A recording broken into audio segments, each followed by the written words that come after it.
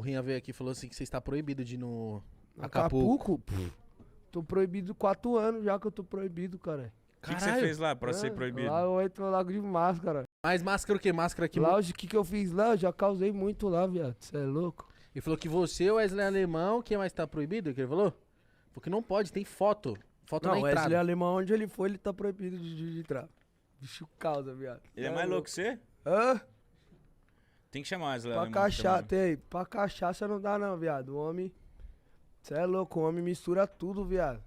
Ele bebe tudo de uma vez, parça. Nossa, deve ficar bruxo. É louco, viado. Bicho é zica, mano.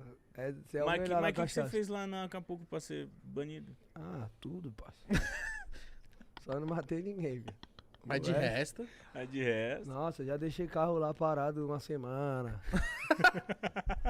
Aí porque eu perdi a chave, deixei lá. Com os vidros abertos. Ninguém mexeu. Eu não tô